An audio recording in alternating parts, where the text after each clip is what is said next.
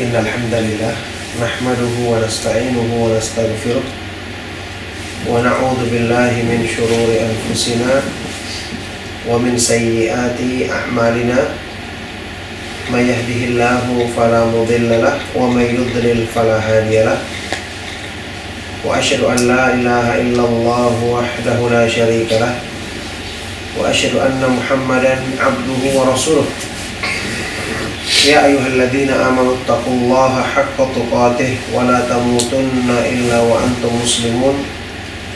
Ya ayyuhan nasu taqu rabbakumul ladzi khalaqakum min nafsin wahidah wa khalaqa minha zawjaha wa batha minhuma rijalan katsiran wa nisaa'a wattaqullaha alladzi tasaaluna bihi wal arham innallaha kana 'alaikum raqiba.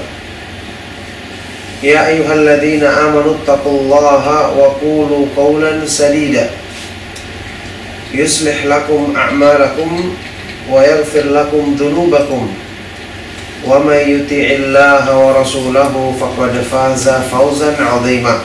Amma ba'du fa inna asdaqal hadits kitabullah wa khairal hadi hadi Muhammadin sallallahu alaihi wa alihi wasallam wa syarrul umuri muhdatsatuha wa kullu muhdatsatin bid'ah wa kullu bid'atin dhalalah wa kullu dhalalatin finnar wa ba'du.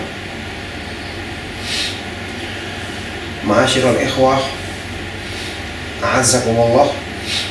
Pertama-tama saya mengucapkan jazakumullahu khairan atas undangan antum kepada saya.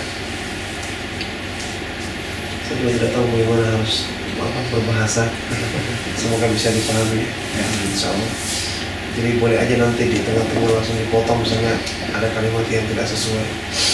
Kayak tadi malam itu harus dengan mesti gitu ya. Biar ganti. Iya, pertama-tama saya mengucapkan jazakumullah khairan atas undangan antum dan kepercayaannya. Meskipun saya tidak lebih baik daripada antum. Saya tidak lebih baik daripada Anda dalam agama. Saya juga butuh untuk dinasihati. Saya juga butuh untuk memperbaiki iman. Maka yang paling bagus saya ucapkan saat ini seperti waktu sahabat yang mulia Abu Bakar As-Siddiq radhiyallahu taala anhu dipilih menjadi khalifah. Apa kata beliau? Walaqad wullitu walastu bi khairikum. Aku telah diangkat menjadi pemimpin, padahal aku bukan yang terbaik di antara kalian. Ya, ini saya tidak lebih baik dibandingkan kamu sekalian. Ya, karena tentu saja kita semua merasa punya banyak kekurangan. Padahal nikmat yang Allah Subhanahu wa taala berikan kepada kita demikian besar. Nikmat yang Allah Subhanahu wa taala anugerahkan kepada kita demikian banyak. Dalam urusan-urusan dunia kita dimudahkan. Plus dengan itu kita dipilih untuk bisa mengenal nikmat yang terbesar yang dianugerahkannya kepada manusia. Mengenal iman, mengenal jalan Islam, lebih-lebih lagi mengenal jalan sunnah Rasulullah SAW. Mengenal jalan sunnah Rasulullah SAW.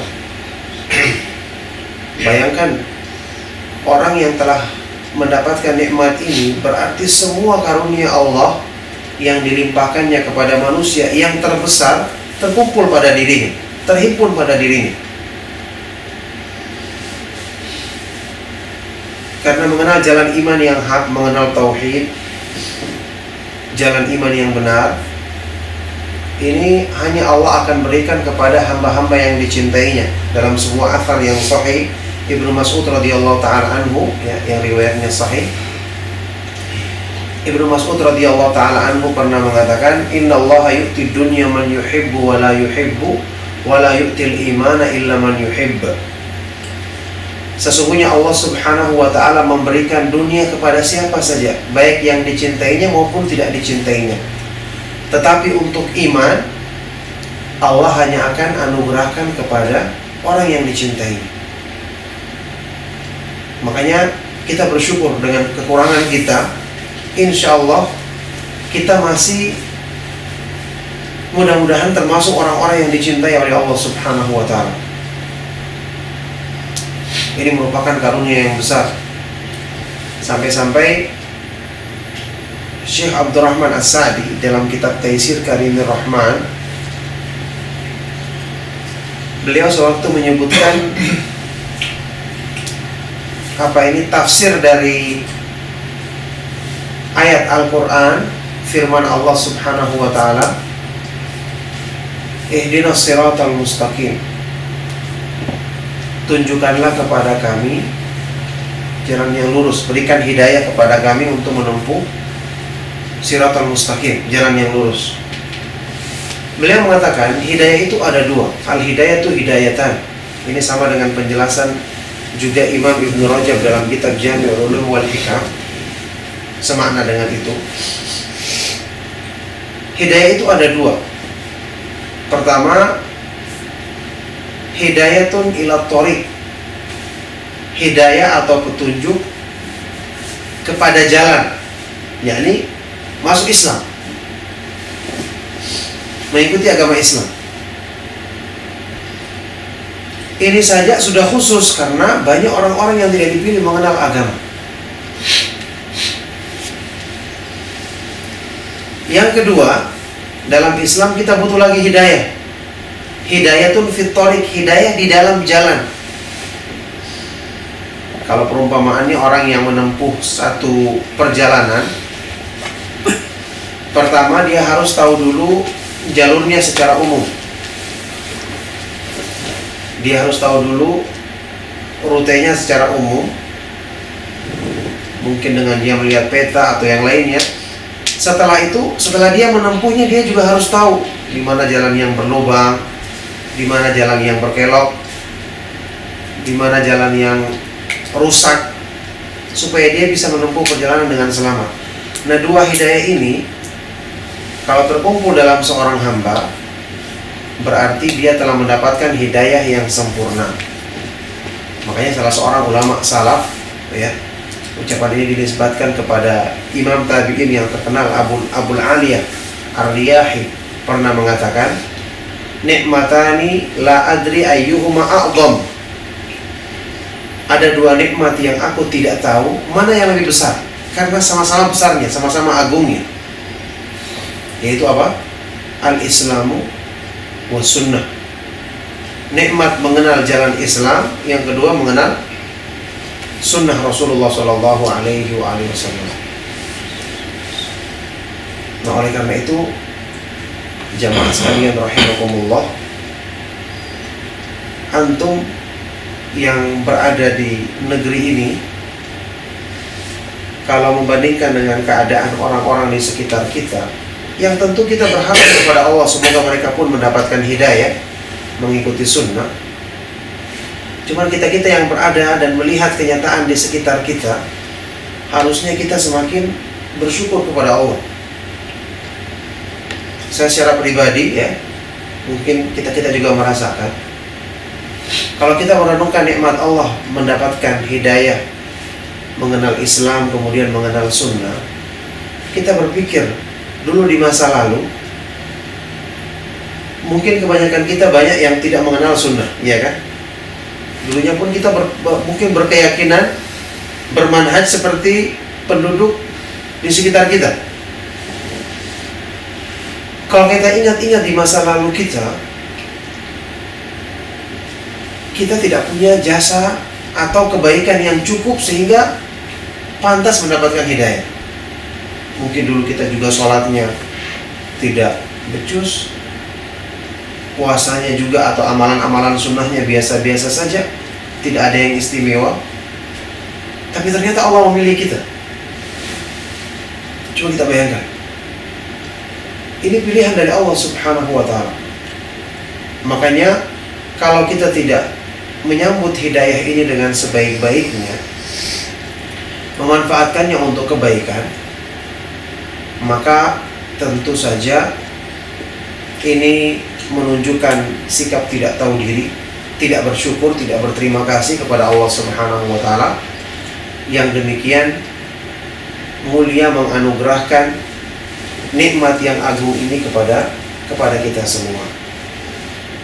Nah, oleh karena itulah di pertemuan pertama ini saya memberikan nasihat untuk diri saya sendiri dan kepada kita semua bahwa belajar atau mengkaji pemahaman sunnah, berusaha memperbaiki diri dengan mengikuti manhaj sunnah Rasulullah SAW dalam ilmu dan amal lahir dan batin, ini merupakan anugerah yang Allah berikan kepada siapa yang dikehendakinya, dan ingat, dia juga bisa mencabutnya dari siapa yang dikehendakinya, karena Allah Maha Kuasa. Sebagaimana kita katakan tadi, kita diberikan hidayah ini mungkin tanpa ada kebaikan besar yang kita lakukan, Allah berikan, maka dia pun Maha Kuasa untuk mencabutnya seandainya hamba tersebut tidak mensyukuri nikmat tadi dan tidak memanfaatkannya dengan sebaik-baiknya. Coba antum perhatikan firman Allah Subhanahu wa ta'ala dalam surat Al-Anfal ayat ke-24. Allah Subhanahu wa ta'ala berfirman, Ya ayyuhalladzina amanu stajibu lillahi walir rasuli idza da'akum lima yuhyikum. Wahai orang-orang yang beriman, penuhilah, ikutilah seruan Allah dan seruan Rasulnya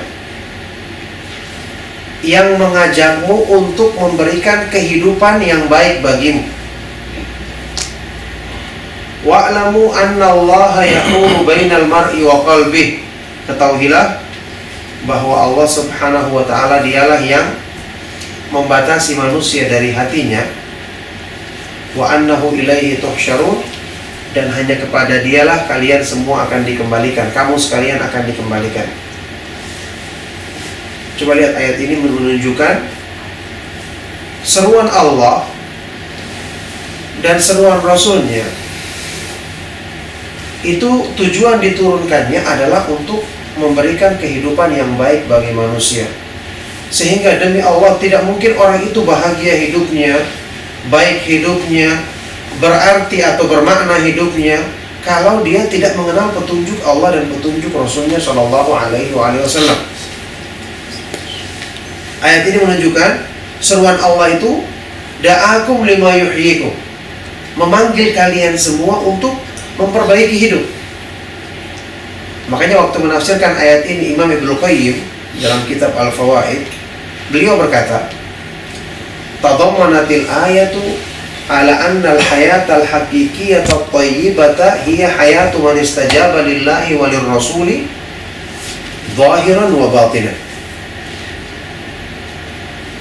Ayat ini memberikan pelajaran, mengandung pengertian bahwa kehidupan indah yang hakiki, yang sejati adalah kehidupan orang yang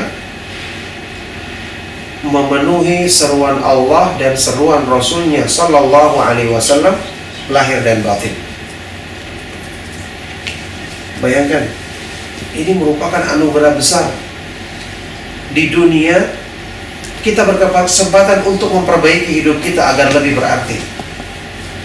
Dan tentu ini merupakan bekal untuk mengusahakan kehidupan bahagia yang hakiki di akhirat nanti. Makanya ketika kita belajar Islam, belajar sunnah Rasulullah SAW,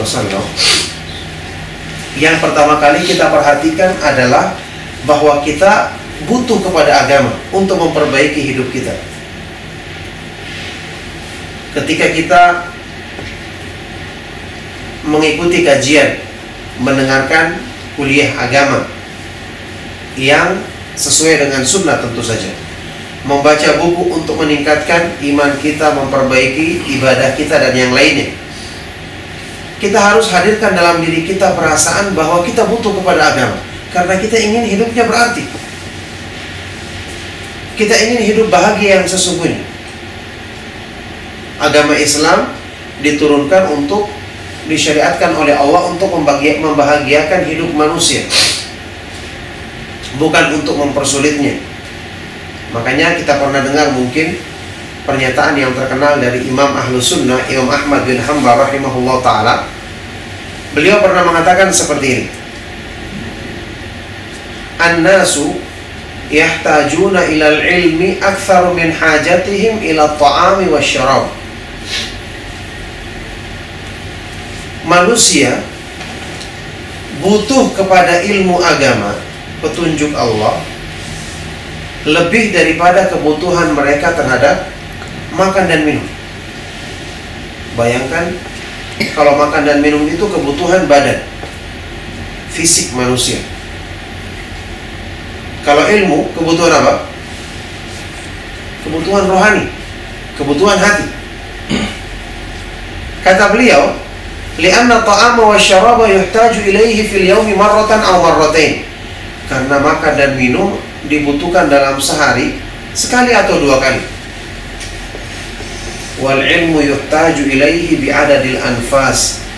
Tetapi ilmu, petunjuk Allah, dibutuhkan manusia dalam sehari sesuai dengan jumlah tarikan nafas, banyaknya dia bernafas dalam sehari. Coba kita bandingkan, manusia itu ada jiwa dan raga, ya kan? Ada lahir, ada batin, ada badan, ada hati atau jiwa di dalamnya. Dua-duanya penting. Tapi mana yang lebih penting? Mana yang lebih utama di antara keduanya?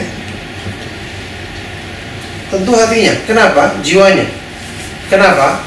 Kalau seorang manusia kehilangan jiwanya, apa namanya dia? Hah? Apa istilahnya? Jadi mayat kan? Kalau dicabut nyawanya, dia jadi apa? Masih jadi manusia? Tidak, dikatakan dia mayat.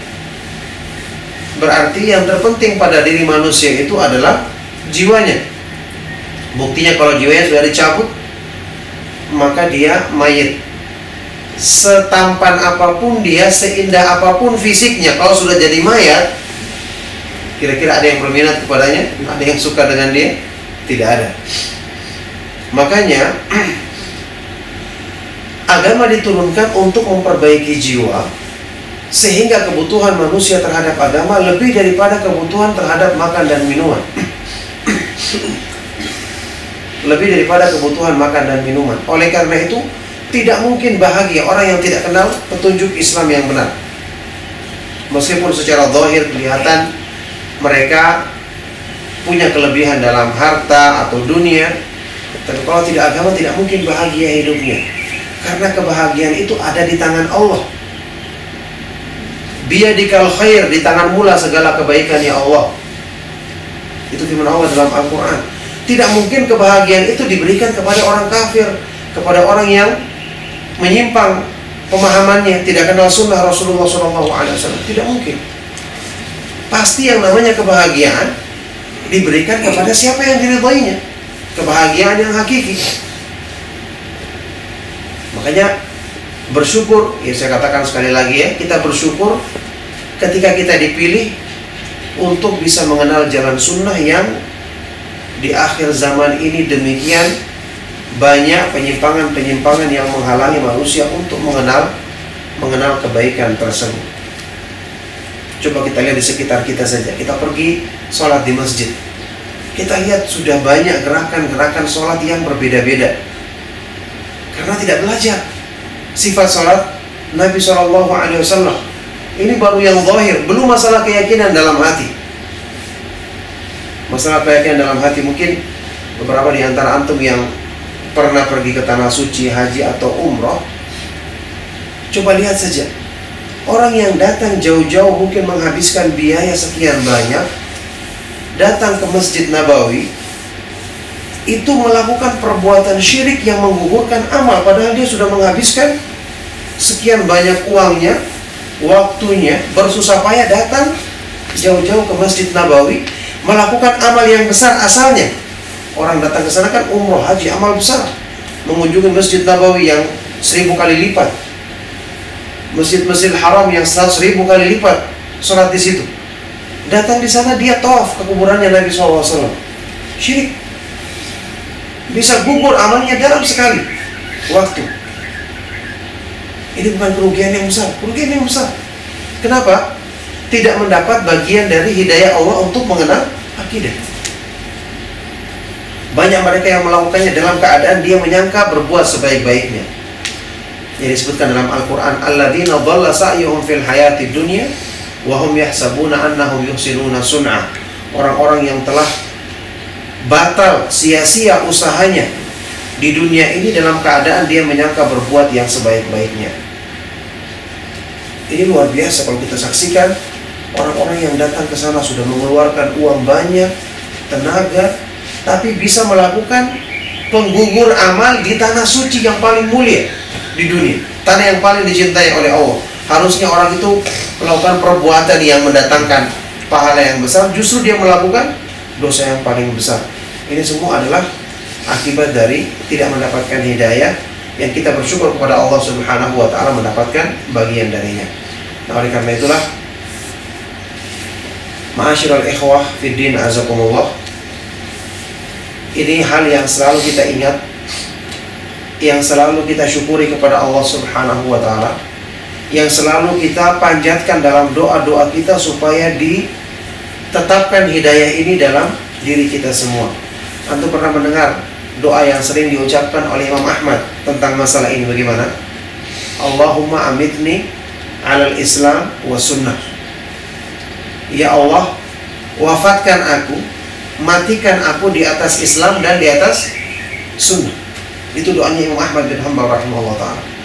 Allahumma amitni alal Islam wa sunnah. Ya Allah, wafatkanlah aku, meninggalkan matikan aku di atas Islam dan di atas sunnah Rasulullah SAW. Karena ini, kalau orang meninggal di atas dua hal ini, berarti dia meninggal di atas kebaikan yang sempurna, hidayah yang sempurna dari Allah Subhanahu wa ta'ala. Ini cuma sekedar pengantar yang ingin saya sampaikan, tidak perlu berpanjang lebar. Nanti kita akan lanjutkan kajian kita insyaallah dalam 2 hari ini. Semoga yang bertiga bisa memahami ucapan saya, maksudnya bisa langsung nyambung gitu ya. Artinya karena perbedaan ini dialek atau bahasa.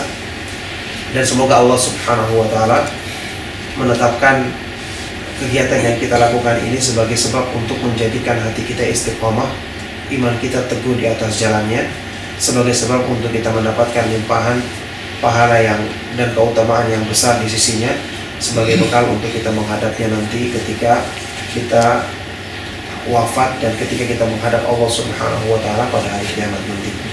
Maka saya cuma cukupkan seperti ini. Mungkin kita bisa bertanya jawab supaya lebih hidup suasananya. Saya cukupkan. Sallallahu wasallam wa baraka ala nabiyina Muhammad wa ala alihi wa ashabihi wa man tabi'ahum bi ihsan ila yaumiddin wa akhiru da'wana alhamdulillahi rabbil alamin. Silakan kalau mau diskusi. Iya. Sekarang kita banyak tahzir sana, tahzir sini ya. Jadi kadang-kadang kita jadi bingung ya. Jadi kadang-kadang kalau kita sudah mengenal kebenaran itu ya, apakah kita boleh mendengar ataupun mendengar daripada ceramah-ceramah mereka. Kita sudah tahu macam mana mencari kebenaran itu, atau kita masih dikenakan mereka, padahal mereka sudah tahu kita boleh ambil ilmu daripada mereka. Maksudnya mereka ini siapa? Baik ulama-ulama ya, sekitar kita. Iya. Iya, barakallahu fikum.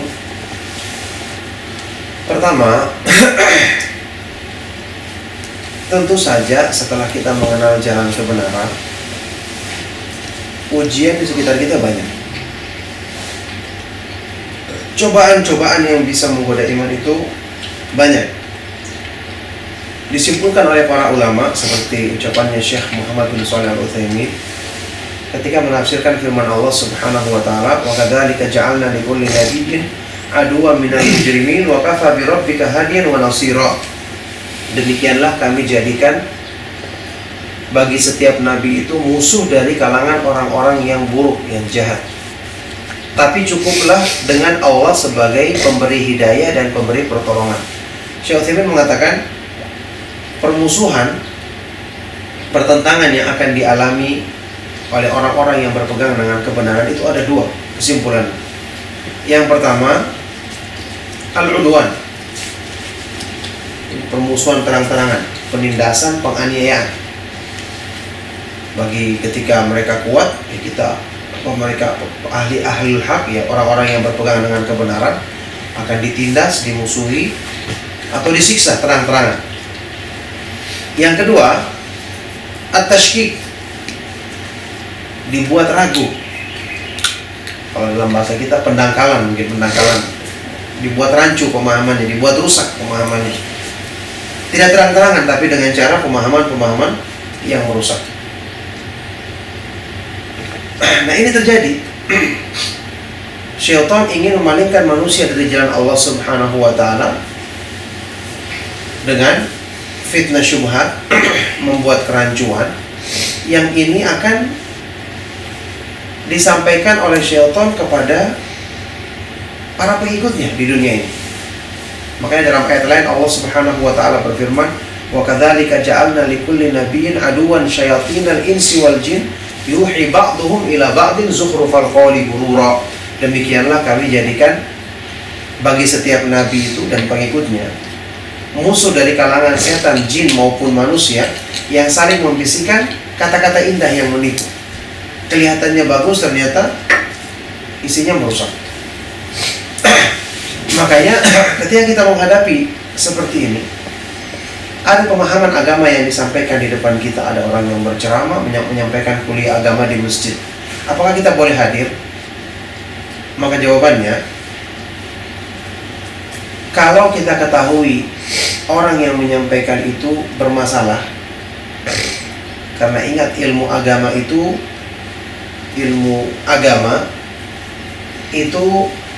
kita diperintahkan untuk melihat siapa yang menyampaikannya. Sebagaimana ucapannya tabi'in yang terkenal Muhammad ibn Sirin, "Inna hadzal ilma dinun fanzuru amman ta'khuduna dinakum." Ilmu agama itu, ilmu yang kamu dengar adalah agama yang akan kamu bawa menghadap Allah. Di situ menyangkut iman, keyakinan yang nanti kamu akan bertanggungjawabkan di hadapan Allah. Maka lihatlah kepada siapa kamu mengambil agamamu. Disuruh kita melihat, karena agama itu, pemahaman itu mudah masuk ke dalam hati. Imam Adz-Dzahabi sewaktu menjelaskan kenapa para ulama itu mengingatkan kita tidak boleh mendengarkan satu kalimat pun dari ahlul bid'ah. Beliau memberikan alasan kenapa. Yarawna annal quluba dha'ifa wa syubhatu khattafah. Para ulama itu memandang hati manusia itu lemah, gampang terpengaruh, gampang merasuk pemahaman padanya. Sementara syubhat, kerancuan, itu mudah menyambar. Mungkin kita dengar, sekedar duduk saja, sekedar mendengarkan saja, tapi tiba-tiba ada yang menarik. Kalaupun tidak mempengaruhi, paling tidak membuat kita ragu. Nah, ini yang dikhawatirkan kalau kita mendengarkan. Makanya kalau jelas-jelas kita ketahui orang tersebut tidak berpemahaman sunnah, maka cukup dengan kita merujuk kepada sunnah. Artinya semua apa yang kita butuhkan sudah ada dalam sunnah Rasulullah SAW. Maka tidak perlu kita mendengarkan penjelasan dari orang tersebut. Ini hukum asalnya. Apalagi dalam Al-Quran kita dilarang untuk duduk mendengarkan penjelasan orang-orang yang ketika dia menyampaikan Al-Quran tapi menafsirkannya hanya dengan hawa nafsu. Itu dilarang dalam Al-Quran. Wa idza ra'aital ladzina yakhuduna fi ayatina fa'arid anhum hatta yakhudu fi haditsin ghairi. Kalau kamu melihat orang-orang yang membicarakan ayat-ayat kami, membahas ayat-ayat kami tanpa ilmu, berpaling dari mereka sampai mereka membicarakan pembicaraan yang lain. Jadi kita tidak boleh mendengarkannya. Yang boleh kita lakukan adalah menasihatinya, tentu dengan cara yang baik, dengan cara lemah lembut. Adapun untuk mendengarkan maka pemahaman agama kita nanti khawatir akan rusak dan terpengaruh, kecuali tentu saja orang-orang yang masih pemahamannya ada kebaikan dan bisa kita ambil manfaat darinya. Tentu kita hadiri dalam rangka untuk saling menasihati dalam kebaikan dan ketakwaan. Maka ini perlu dipertimbangkan kembali dengan melihat kebaikan yang mungkin bisa diharapkan. Ya, barakallahu fiik. Meneruskan pertanyaannya, jadi dan penjelasan Pak Ustadz tadi mengenai penafsiran ayat-ayat Al-Quran. Ya, bagaimana sebaiknya kita, apakah ada caranya untuk mengetahui ayat-ayat yang mutasyabihat dan yang bukan? Karena kan setahu saya kalau yang mutasyabihat itu yang masih belum jelas maknanya ya. Apakah ada metodologinya kita mengetahui? Dan apakah ayat-ayat yang tidak termasuk ayat mutasyabihat ini boleh kita terjemah secara langsung? Iya, barakallahu fikum. Ya, pertama mutasyabihat kan disebut ayat yang kurang, yang tidak jelas. Maksudnya yang tidak jelas bagi sebagian orang, ya kan? Karena semua ayat Al-Quran mestinya jelas. Maksudnya bagi orang yang berilmu jelas semua, karena Allah tidak menurunkan sesuatu pun yang tidak jelas bagi manusia, ya kan? Karena Allah itu paling sempurna petunjuknya, maha sempurna, tidak mungkin ada yang tidak jelas kan begitu. Tapi bagi sebagian orang, ada orang yang ilmunya masih dangkal, dia dengar tidak jelas gitu kan maksudnya. Itu perlu diluruskan dulu. Yang kedua, cara memahaminya tentu bagi kita lebih mudah karena kita sudah punya dasar. Kalau dia menukil ayat Al-Quran dan setelah itu menjelaskan dengan pemahaman para sahabat atau para ulama sunnah, maka insya Allah itu maknanya benar. Makanya di dalam nasihat yang disampaikan oleh Imam Al-Barbahari dalam kitab Syarhus Sunnah, beliau berkata seperti ini: Undur rahimakallah, kullaman sami'ta kalamahu min ahli zamanika khasatan, fala tasta'jilanna wa la tadkhulanna fi syai'in min dhalika hatta tas'ala wa tandur hal takallama bihi ahadun min ashabi Rasulillah SAW atau ahadun min hadhihi ummah. Lihatlah, telitilah dan perhatikanlah, semoga Allah merahmatimu, semua orang yang menyampaikan pemahaman di hadapanmu, menyampaikan agama, kuliah agama, ceramah agama di hadapanmu. Jangan tergesa-gesa mengikutinya. Jangan kamu langsung mengikutinya atau mempercayainya sampai kamu lihat dan teliti apakah itu pernah disampaikan oleh sahabat Rasulullah SAW atau salah seorang dari ulama sunnah, ulama salaf. Jadi kita bisa, ya maksudnya tentu kita nanti akan meneliti dengan lebih rinci ya. Tapi untuk tahapan awal kita dengar orang menyampaikan sesuatu, kita kan tidak mungkin langsung bisa membuka kitab. Waktu itu kita di masjid sedang orang berceramah, bagaimana kita menilai? Lihat ucapannya. Kalau dari awal dia terbiasa membawakan sahabat ini mengatakan demikian, ulama sunnah ini mengatakan demikian, insya Allah dia ahlu sunnah. Karena namanya ahli sunnah wal jamaah, dia terbiasa akan menukil sunnah, terbiasa akan menukil riwayat sahabat. Tapi kalau dari awal sampai akhir tidak ada nukilan, bagaimana kita katakan dia adalah orang yang menyampaikan pemahaman agama sesuai dengan sunnah Nabi SAW dan para sahabat? Ini cara sepintas, cara paling praktis untuk kita menilai satu pemahaman yang disampaikan di hadapan kita. Barakallahu fikum. Tapi sebagai orang awam bagaimana Ustaz? Misalnya baca Al-Quran gitu ya, baca Al-Quran dan membaca artinya, apakah boleh langsung memahaminya tanpa membaca tafsirnya atau tanpa berkonsultasi dengan ustaz sebagai orang awam gitu, boleh seperti itu? Iya, barakallahu fikum. Tentu pertama cari tafsir yang terpercaya. Maksudnya terjemahan. Pertama kita mesti baca dengan buku terjemahan, ya kan?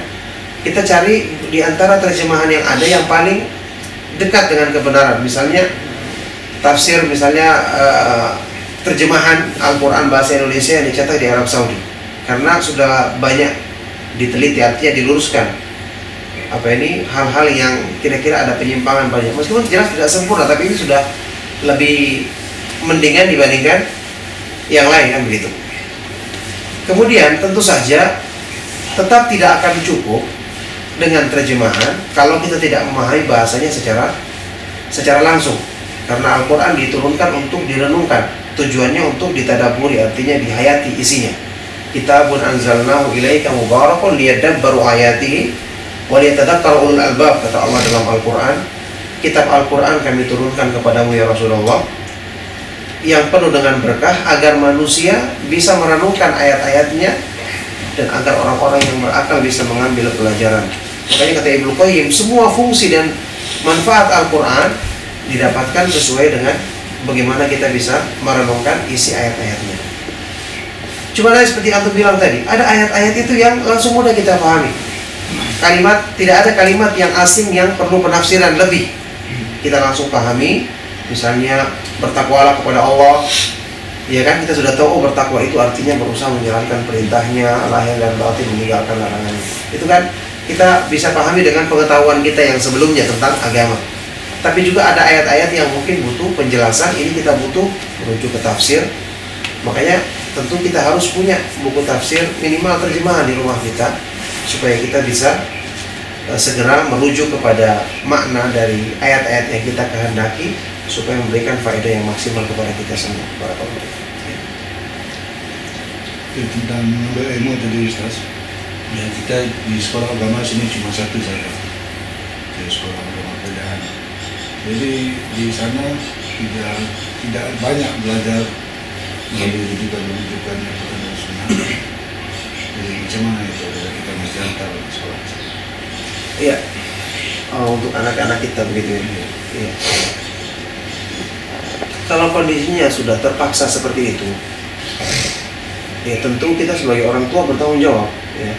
Maksudnya kita akan ditanyakan di hadapan Allah Subhanahu wa Ta'ala anak-anak kita. Makanya kalau kondisinya terpaksa harus kita masukkan mereka ke sekolah tersebut, ya seandainya ada pilihan alternatif lain, tentu kita akan harus di sekolah yang baik, sekolah yang sesuai dengan sunnah. Tapi tidak ada, yang ada cuma yang seperti itu pemahamannya. Kita atasi dengan cara setelah pulang kita harus perbaiki pemahaman mereka di rumah, karena ini sudah merupakan tanggung jawab kewajiban kita semua. Kita mesti memperbaiki pemahaman mereka setelah mereka pulang, kita luruskan, atau buku-buku pelajarannya kita lihat, kita terangkan ini tidak benar, ini yang harus diluruskan supaya anak-anak kita sejak kecil tidak terpengaruh dengan sesuatu yang salah. Ya, barakallahu. Ya, kalau Ustaz menyentuh pasal sekolah. Di sini sekolah terbagi pada dua, sekolah kerajaan dan sekolah bukan kerajaan. Sekolah bukan kerajaan ini ada sekolah misi. Sekolah misi, Ustaz paham Kristen. Kristen. Jadi kebanyakan kami kalau mau bagus dalam pelajaran, biasanya sekolah misi lah yang bagus, sebab Inggrisnya bagus. Jadi maksud saya, bila ada sudah student ini kan, dia sudah keluar, kemudian sekarang ini sekolah misi ini membuat jugaton, yaitu dia nak minta derma dari ex-student ya, ex-student itu yang sudah bersekolah tu. Jadi duit ni katanya untuk sekolah, dan juga oleh kerana dia minta kebenaran dari kerajaan minta juga supaya duit ini diberi dana untuk anak yatim dan dana yayasan. Jadi masalahnya sekarang kalau kami memberi donation, oleh kerana maksudnya jugaton ni tadi, duit itu juga diperlukan untuk sekolah. Di sekolah ini sekolah misi. Takutnya digunakan untuk Gereja. Ya. Tapi dia sudah berjanji bahwa oleh kerana dia minta permission dari kerajaan, bahwa berapa persentage akan diberi kepada kerajaan untuk orang miskin lah, untuk dana juga. Tapi yang selebihnya itu katanya untuk sekolah. Yang kami tahu sekolah ini sekolah misi. Jadi macam mana kami sekarang dalam dilema, oleh kerana kami sudah ada mengambil jasa dari sekolah itu tadi, anak-anak bersekolah. Jadi kalau tak diberi pun serba salah, beri pun maksud saya begitulah. Sebab dia orang minta kan. Jadi macam mana? Iya. Barakallahu fiik. Seperti tadi, ketika kita memang kondisinya mesti memberikan donasi tadi. Ya, oleh karena maksud kami orang berbudi, kita berbahasa. Iya betul. Itu dengan niat untuk tadi sebagai upah bagi dia, itu tidak mengapa. apalagi dengan ada penjelasan seperti tadi kan, perinciannya untuk kerajaan ya, juga ada untuk sekolah. Jadi kita memberi, kita niat untuk semacam membayar imbalan jasa begitu aja, memberi jasa, bukan niatnya untuk yang lain. Cuma tentu dari awal seandainya kita bisa memasukkan di sekolah kerajaan mungkin lebih bagus agama anak kita. Seandainya bisa kita masukkan di sekolah kerajaan saja lebih cukup. Khawatir bagaimanapun yang namanya sekolah misi, tidak mungkin dia tidak punya target untuk mengajak kepada pemahaman agamanya. Mesti ada. Di sini dikawal itu. Oh, ini dikawal, ketat gitu. Jadi nggak boleh kalau sekolah misi nggak boleh agama ya sama sekali. Tidak boleh. Oh, kalau begitu masih berarti lo masih bagus. Lebih bagus itu daripada soal agama yang itu. Cuma dikuatiri uangnya itu dari saja. Oh, di sini dikawal ketat ya. Tapi uang itu mungkin. Berarti sekolah Kristen. Tapi mungkin kita belum tanya lagi. Dia Enggak, waktu kita kasih kita sudah niatkan, karena ketika kita bermuamalah sama orang kafir pun kita membayar jasa kepada dia kan. Seperti Rasulullah SAW misalnya memberi upah kepada yang memberikan penduduk jalan, kan kemungkinan besar uang ini akan digunakan untuk kekufurannya juga. Tapi kita bermuamalah itu hanya sekedar memberikan apa yang dia berhak terima. Masalah tanggung jawabnya nanti kita tidak perlu selidik sama ada duit itu pergi ke gereja atau tidak. kalau seandainya itu memang kita kasih donasi yang wajar, Iuran dia mendadak anak kita, mendidik mengajar anak kita, kan dia jasa kita kasih, tidak perlu kita selidik. termasuk iuran sekolah. Iya, sekolah. Sama kalau kita jual beli sama orang, kita tidak perlu sedikit nanti uangnya dipakai gereja atau bukan. Yang penting dia memberi, kita. Tapi sekiranya dia jelaskan iuran ini sebagian dari iuran ini akan digunakan. Itu nggak boleh kalau sudah begitu. Karena tolong. Kalau tidak ada begitu tidak perlu kita tanya. Ya. Kita. Subhanakallahumma wa bihamdika asyhadu an la ilaha illa anta astaghfiruka wa atubu ilaik. Assalamualaikum warahmatullahi wabarakatuh. Waalaikumsalam.